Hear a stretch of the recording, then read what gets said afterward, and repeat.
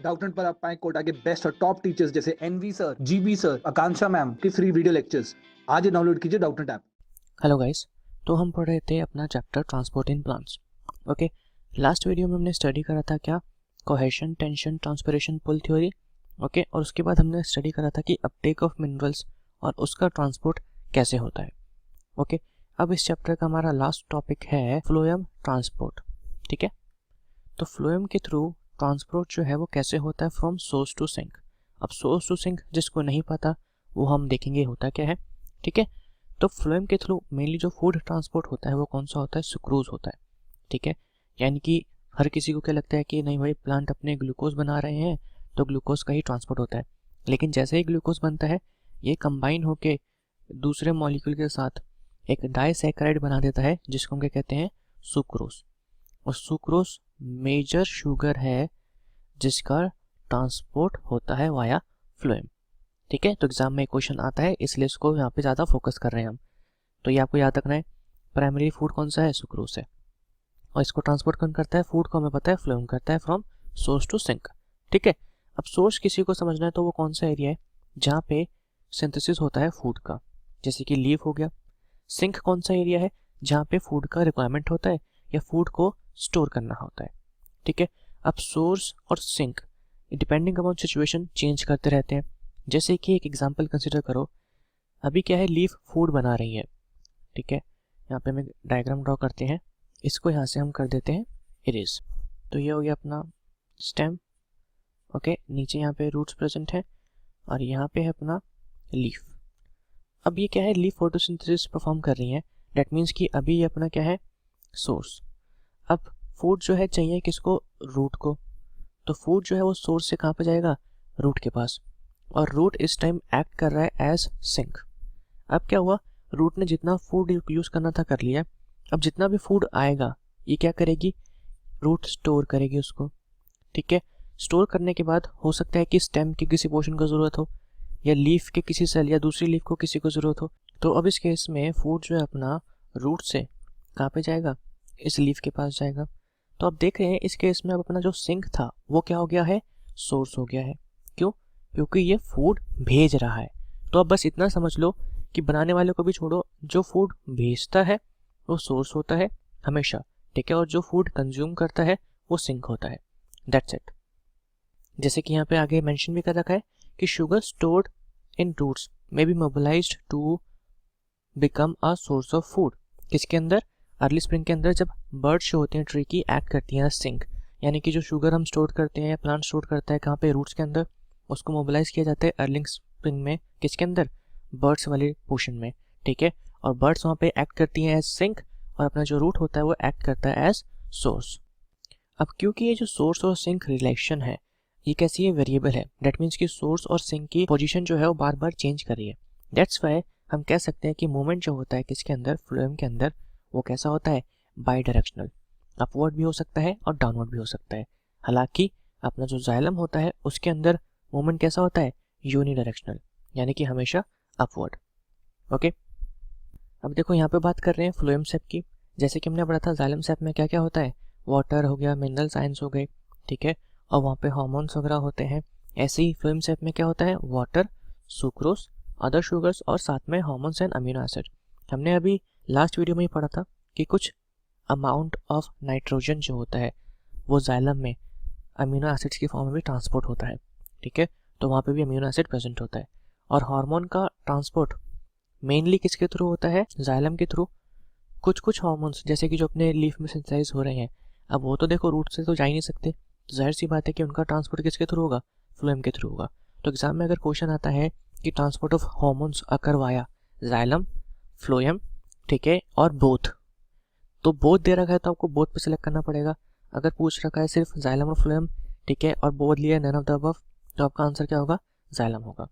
ठीक है, आते हैं अब हम नेक्स्ट टॉपिक पे। इसमें हम स्टडी करेंगे प्रेशर फ्लो हाइपोथेसिस और मास फ्लो हाइपोथेसिस। बेसिकली जो हाइपोथेसिस है ये हमें एक्सप्लेन करता है कि फ्लोएम के अंदर ट्रांसपोर्टेशन ऑफ फूड होता कैसे है। ठीक है, तो सबसे इंपॉर्टेंट क्वेश्चन तो यहाँ पे क्या आता है कि ये हमें हाइपोथेसिस दिया किसने था, तो एक साइंटिस्ट थे जिनका नाम क्या था, मंज। ओके, उन्होंने हमें हाइपोथेसिस दिया था कब, 1930 में। अब मास फ्लो हाइपोथेसिस क्यों, क्योंकि हमने देखो पढ़ा था कि जाइलम और फ्लोएम में जो ट्रांसपोर्ट होता है वो कैसा होता है, इन मासेस होता है। प्रेशर फ्लो हाइपोथेसिस क्यों, क्योंकि यहाँ पे आप देखेंगे दो इंपॉर्टेंट टर्म्स यूज होंगे अपने। एक तो क्या है, ऑस्मोटिक प्रेशर, ठीक है, और दूसरा क्या है अपना, टर्जर प्रेशर। तो बेसिकली यहाँ पे प्रेशर डिफरेंस की वजह से ट्रांसपोर्ट होता है, इसलिए इसको हम क्या कहते हैं, प्रेशर फ्लो हाइपोथेसिस कहते हैं। ओके, तो उससे पहले कि ये जो प्रेशर फ्लो हाइपोथेसिस है, ऑस्मोटिक प्रेशर जो है, ये वर्क कैसे कर रहा है, इसको यहाँ पे रीड करने से पहले हम एक्सपेरिमेंट समझते हैं जो मंच ने परफॉर्म करा था। तो देखो इस डायग्राम के अंदर यहाँ पे इन्होंने लिए थे दो ऑस्मोमीटर। ऑस्मोमीटर कौन से होते हैं, आपने पोटैटो ऑस्मोमीटर पढ़ा था, ठीक है। बस क्या है कि आप किसी को भी सेमी परमेबल मेम्ब्रेन से सराउंड कर दीजिए, कवर कर दीजिए, तो अपना क्या हो जाएगा, ऑस्मोमीटर। अब ये दोनों ऑस्मोमीटर जो हैं ये इंटरकनेक्टेड है, जैसे कि आप देख सकते हैं, ठीक है। दोनों को प्लेस कर रखा है किसके अंदर, वाटर के अंदर। डिफरेंस यहाँ पे क्या है कि इस ऑस्मोमीटर के अंदर सॉल्यूट्स जो है वो बहुत ज़्यादा डाल रखे हैं, ठीक है। अब जिसमें सॉल्यूट ज़्यादा होंगे, जाहिर सी बात है कि ऑस्मोटिक प्रेशर भी उसी ऑस्मोमीटर के अंदर ज़्यादा होगा। ओके, ऑस्मोटिक प्रेशर अगर किसी को याद नहीं है तो वो क्या था अपना, pressure applied to prevent entry of water molecules, ठीक है, किसके अंदर, इन सॉल्यूशन। तो जितने ज़्यादा सॉल्यूट होते हैं, हमने ये भी पढ़ा था ऑस्मोटिक प्रेशर में कि ये अपना फंक्शन होता है किसका, सॉल्यूट कंसंट्रेशन का, यानी कि जितना ज़्यादा अपना सॉल्यूट होगा उतना ही ज़्यादा हमें ऑस्मोटिक प्रेशर लगाना पड़ेगा, ठीक है।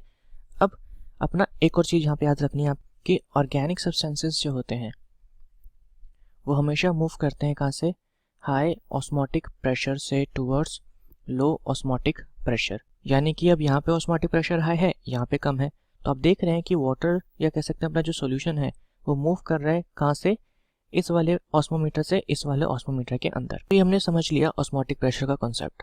अब इसको हम समझेंगे टर्जर प्रेशर के कॉन्सेप्ट से, ठीक है। टर्जर प्रेशर क्या होता है, pressure applied by cytoplasm on the wall of cell, ठीक है, कब, जब उसके अंदर वाटर डिफ्यूज करता है। अब आप देख सकते हैं कि इस वाले सॉल्यूशन में सॉल्यूट्स बहुत ज़्यादा हैं, सॉल्यूट्स बहुत ज़्यादा हैं, तो इसके अंदर यहाँ से वाटर एंटर करेगा। अब वाटर जब एंटर करेगा तो ये वॉल पे अप्लाई करेगा क्या, टर्जर प्रेशर, ठीक है, वॉल पे अप्लाई करेगा क्या, टर्जर प्रेशर। अब इसको देखो कहीं बाहर जाने का रास्ता मिल नहीं रहा, इसको क्या मिल रहा है, ओपनिंग ये वाला, ठीक है। तो टर्जर प्रेशर फोर्स करेगा सॉल्यूशन को और उसको यहाँ से इस ओपनिंग से फोर्स करके मूव करवा देता है, कहाँ पे, एंटर करवा देता है यहाँ पे। क्यों, क्योंकि यहाँ पे अपना वाटर डिफ्यूज कर नहीं रहा है सेल के अंदर, टर्जर प्रेशर जो है यहाँ पे लो है। तो बेसिकली हम कह सकते हैं कि अपने ऑर्गेनिक सॉल्यूट्स जो होते हैं, ठीक है, सब्सटेंसेस जो होते हैं, ये मूव करते हैं कहाँ से कहाँ पे, हाई टर्जर प्रेशर से लो टर्जर प्रेशर पे। तो आप किसी भी कॉन्सेप्ट से इस चीज़ को समझ सकते हैं। एक बार ये आते हैं फिर से हम एनसीईआरटी पे। तो यहाँ पे पहले बेसिक चीज़ें बता रखी हैं कि एक्सपेक्टेड मैकेनिज्म अपना कौन सा है, प्रेशर फ्लो हाइपोथेसिस। फिर जो हमने ऊपर बताया था कि जैसे ही ग्लूकोज प्रिपेयर्ड होता है, ठीक है, वो कन्वर्ट हो जाता है किसके अंदर, अपने सुक्रोज जो कि एक डाइसैकराइड है। फिर इन्होंने यहाँ पे एक्सप्लेन कर रखा है कि ट्रांसपोर्ट जो होता है फ्लोएम के अंदर कैसे होता है। तो अभी हमने जो एक्सपेरिमेंट पढ़ा, जो मंच ने परफॉर्म करा था, उसको हम अप्लाई करेंगे किस पे, फ्लोएम वाले केस पे, ठीक है। तो उसके लिए फिर से हमें एक डायग्राम की हेल्प से उसको स्टडी करना पड़ेगा। तो यहाँ पे देखो, ये है अपना लीफ, लीफ परफॉर्म कर रहा है फोटोसिंथेसिस, इसने बनाया ग्लूकोज, ग्लूकोज जो था अपना वो कंबाइंड होकर सुक्रोज बन गया, ठीक है। अब फ्लोएम के दो इंपॉर्टेंट कंपोनेंट्स होते हैं, एक है कंपेनियन सेल और दूसरा यहाँ पे क्या है अपना सीव सेल, ओके। और फ्लोएम और जाइलम आप देखेंगे हमेशा साथ साथ ही होते हैं। तो ये अपना क्या है, पूरा जाइलम है। तो अब होता क्या है कि लीफ से और वी कैन से सोर्स से सुक्रोज जो होते हैं उनको कंपेनियन सेल्स में ट्रांसपोर्ट किया जाता है, वो भी कैसे, एक्टिवली, यानी कि यहाँ पे होता है एटीपी का यूज, ठीक है। फिर कंपेनियन सेल्स से अपने जो सुक्रोज होते हैं उनको ट्रांसपोर्ट किया जाता है किसके अंदर, सीव सेल्स के अंदर। अब सीव सेल्स में सॉल्यूट्स कंसंट्रेशन जो है वो बहुत ज़्यादा बढ़ गई है, सॉल्यूट कंसंट्रेशन बढ़ गई। अब जाइलम जो है इनके एकदम साइड में ही है और जाइलम के अंदर क्या होता है, वाटर होता है। तो क्या होता है कि वाटर जाइलम से मूव करता है कहाँ पे, इन सीव सेल्स के अंदर, ठीक है। अब होगा क्या, यहाँ पे टर्जर प्रेशर डेवलप होगा। टर्जर प्रेशर मतलब कि यहाँ पे जो वाटर अंदर डिफ्यूज करेगा तो जो डिफ्यूजिंग वाटर मॉलिक्यूल्स हैं ये बाहर सेल वॉल पे प्रेशर अप्लाई करेंगे, ठीक है। अब टर्जर प्रेशर यहाँ पे तो ज़्यादा है लेकिन नीचे वाले सेल्स में कम है। तो हमने बोला था कि ऑर्गेनिक सब्सटेंसेस जो है अपने मूव करेंगे कहाँ से कहाँ पे, हायर टर्जर प्रेशर से लोअर टर्जर प्रेशर की साइड। तो ये मूव करते हैं यहाँ से यहाँ पे। अगर इसको आप ऑस्मोटिक प्रेशर के उससे समझेंगे तो मान लो कि यहाँ पे अपना एंटर करेगा वाटर, ठीक है। अब वाटर की एंट्री को प्रिवेंट करने के लिए यहाँ पे क्या डेवलप होगा, ऑस्मोटिक प्रेशर, ठीक है। अब ऑस्मोटिक प्रेशर यहाँ पे ज़्यादा है, क्यों, क्योंकि यहाँ पे सॉल्यूट ज़्यादा है, नीचे सॉल्यूट्स कम है, ठीक है। आप देख रहे हैं नीचे सॉल्यूट्स जो है उसका कंसंट्रेशन कम होता जा रहा है। डेट मीन्स कि नीचे इतना ऑस्मोटिक प्रेशर नहीं होगा। और हमने बोला था ऑर्गेनिक सब्सटेंसेस का ट्रांसपोर्ट होता है from high osmotic pressure to low osmotic pressure. According to me turgor pressure वाला कॉन्सेप्ट ज़्यादा ईजी है, तो आप उससे इसको समझ सकते हैं, ठीक है। तो अब अपने जो सॉल्यूट्स हैं वो मूव करेंगे कहाँ से, यहाँ से यहाँ पे, ठीक है। किसके इन्फ्लुएंस में, प्रेशर के इन्फ्लुएंस में। अब सॉल्यूट्स यहाँ पे आ गए। अब फिर से जाइलम से यहाँ से वाटर लेंगे, फिर से यहाँ पे क्या डेवलप होगा, ऑस्मोटिक प्रेशर और वी कैन से टर्जर प्रेशर। नीचे वाले साइड में कम है, फिर से ये यहाँ पे मूव कर जाएंगे। फिर से यहाँ से ये वाटर लेंगे जाइलम से और फिर से यहाँ से ये नीचे मूव कर जाएंगे। तो ऐसा करते करते ये पहुँच जाएंगे कंपेनियन सेल्स ऑफ सिंक के पास, ठीक है। तो जैसे ही सिंक के कंपेनियन सेल्स के पास पहुँचेंगे तो इनका अनलोडिंग क्या होता है, basically transfer of sucrose from phloem to companion cells. Unloading भी इनका कैसा होता है, एक्टिवली होता है। डेट मीन्स कि एटीपी का यहाँ पे यूज होता है। तो अब यहाँ से सॉल्यूट जो है एक्टिवली कहाँ पे ट्रांसपोर्ट कर दिए जाएंगे, कंपेनियन सेल्स के अंदर। कंपेनियन सेल से एक्टिवली ट्रांसपोर्ट कर दिए जाएंगे अपने सिंक के अंदर। ये हो गया।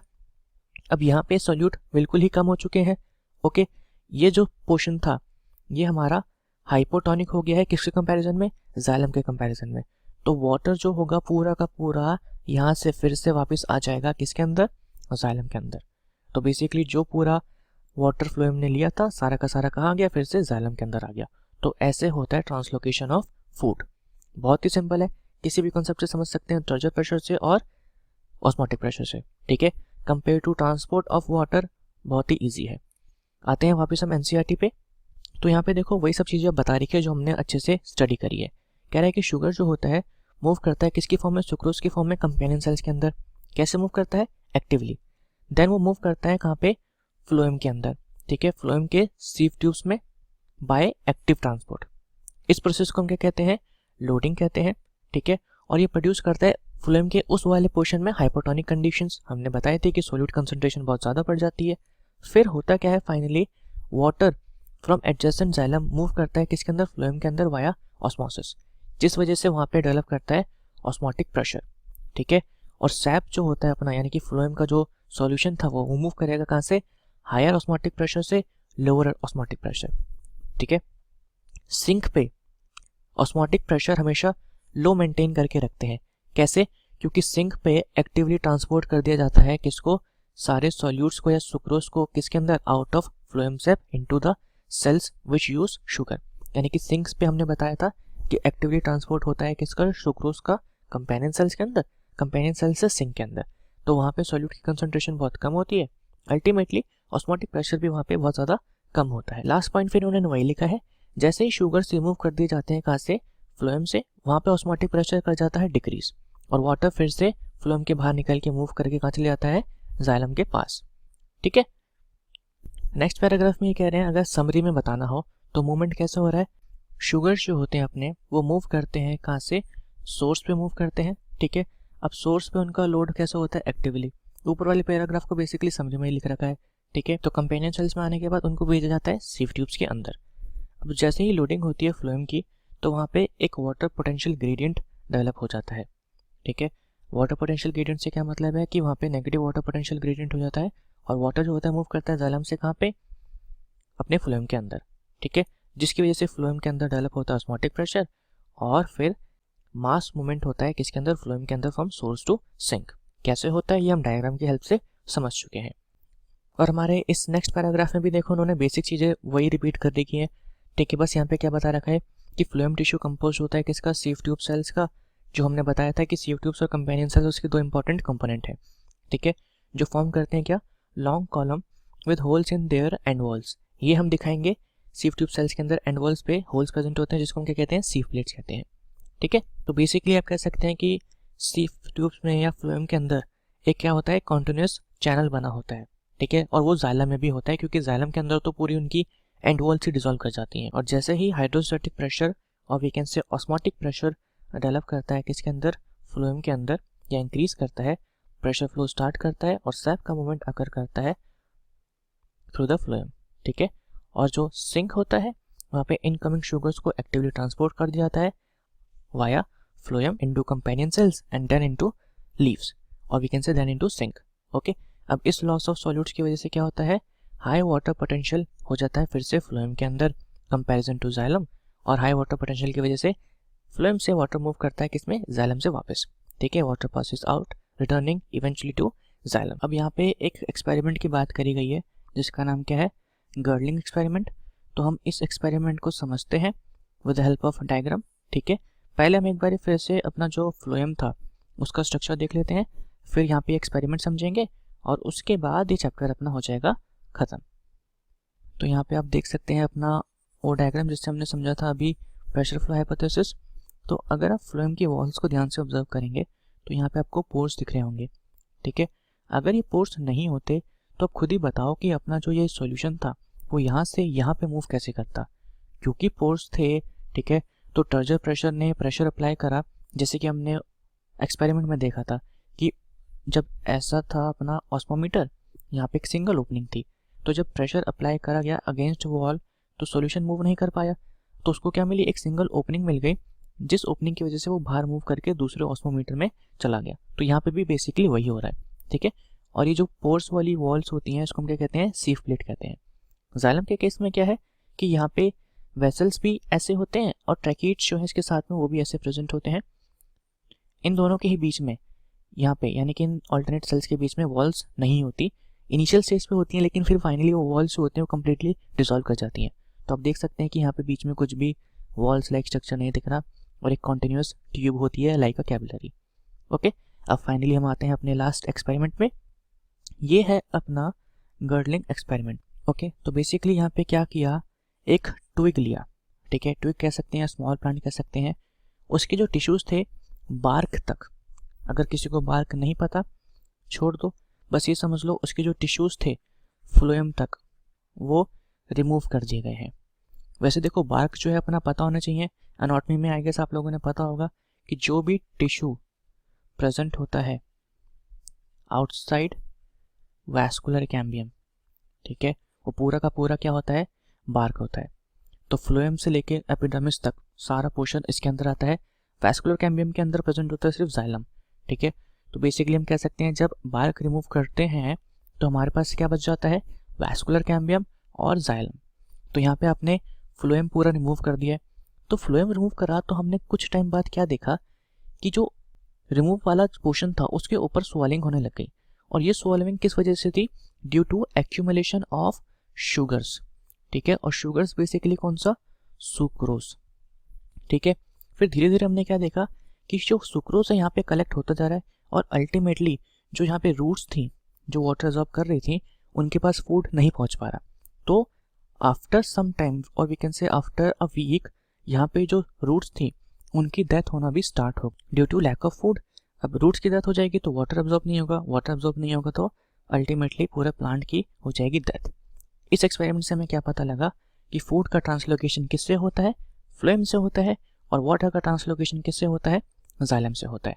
ठीक है, क्योंकि हम क्या देख रहे थे कि फूड तो नीचे नहीं आ रहा, यहाँ पे स्वलन हो गया, अगर वाटर भी ऊपर नहीं जा रहा होता तो अल्टीमेटली ट्रांसपिरेशन नहीं होता, लेकिन ट्रांसपिरेशन हो रहा था।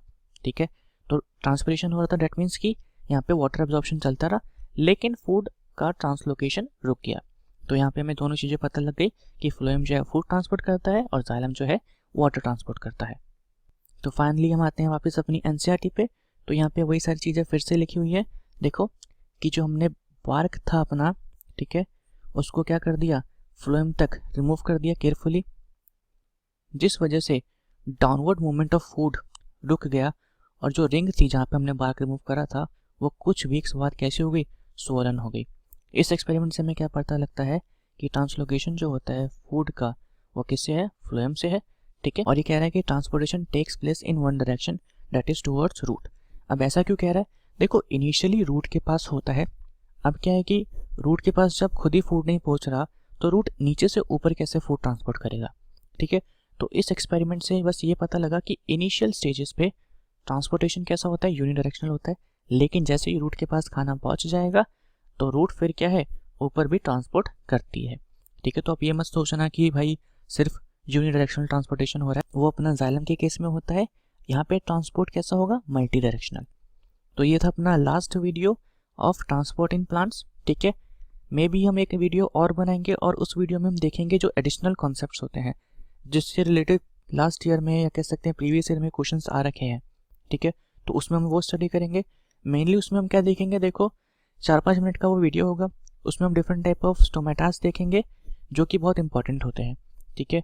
कि अपर लीफ पे कितने स्टोमेटास हैं या लोअर लीफ पे स्टोमेटास होते हैं तो उसको क्या कहते हैं, स्टोमेटास कितने टाइप के होते हैं according to their duration, okay.